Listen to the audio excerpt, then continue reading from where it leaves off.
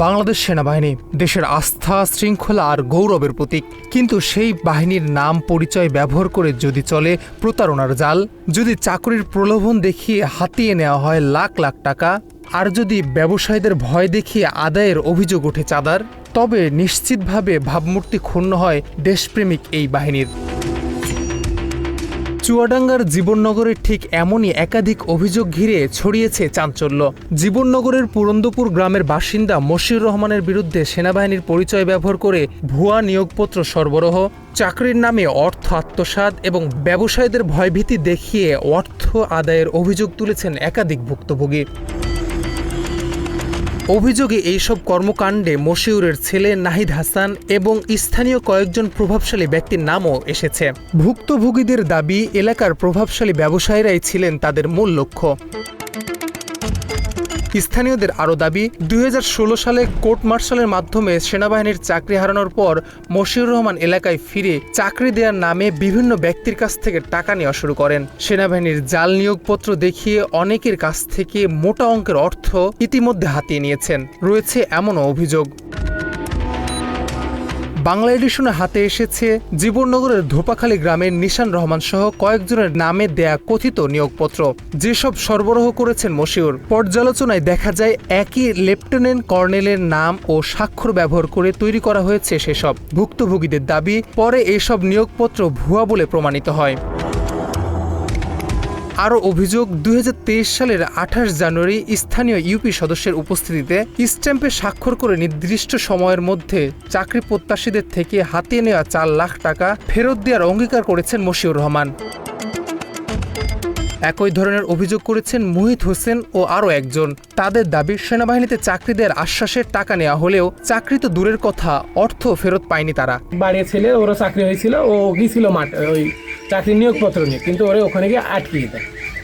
আটকিয়ে দেওয়ার পরে ওরা যখন আটকিয়ে দেয় তখন আমরা বুঝতে আমাদের বিষয়টা ভুয়া ছিল, আমাদের নিয়োগপত্রটা ভুয়া ছিল। এটা মশিয়ার পরে আমি মশিয়ারের কাছে অনেক ফোন দিয়ে হ্যান করে, ও আর ফোন রিসিভ করে না।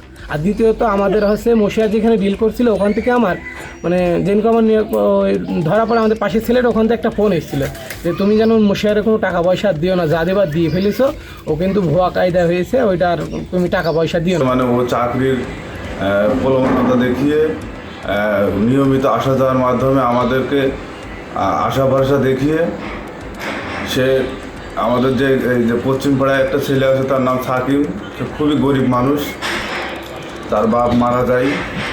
সেই ছেলেটা আসে আমার আব্বুর কাছে, আসার পরে যে বলে যে আমি খুব অসহায়, আমার চাকরির জন্য একটু ব্যবস্থা করা হোক, চেষ্টা করেন আপনি।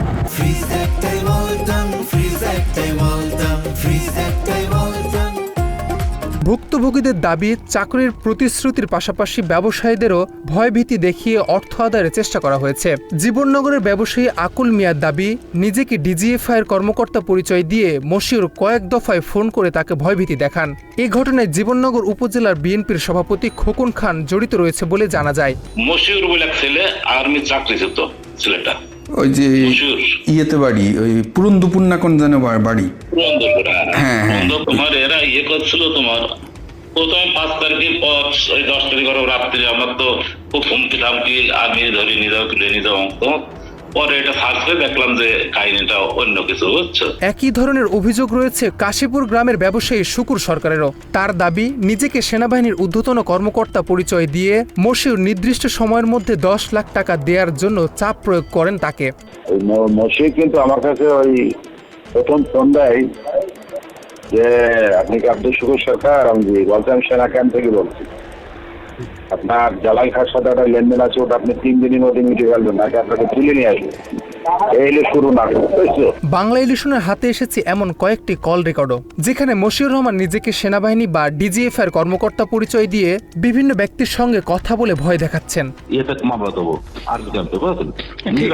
আপনি আমার কাছে দিয়ে আমি দিয়ে দেবো, আমার কাছে দেবেন, আপনি আমার কাছে দিলে ওইটা অ্যাকশন বেশি হবে। আর আপনারা গেলে কিন্তু একটা দেবে না, কিন্তু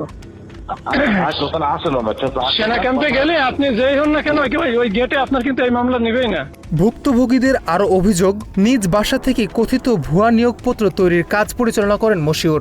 সেনাবাহিনীর নামে সামাজিক যোগাযোগ মাধ্যমে ভুয়া পরিচয় ব্যবহার করে প্রতারণার চেষ্টা করা হয়েছে বলে দাবি তাদের। এসব অভিযোগ নিয়ে অভিযুক্ত মশিউর রহমানের সাথে যোগাযোগ করা হলে তিনি অসৌজন্যমূলক আচরণ করেন এবং নানাভাবে হুমকি দেন।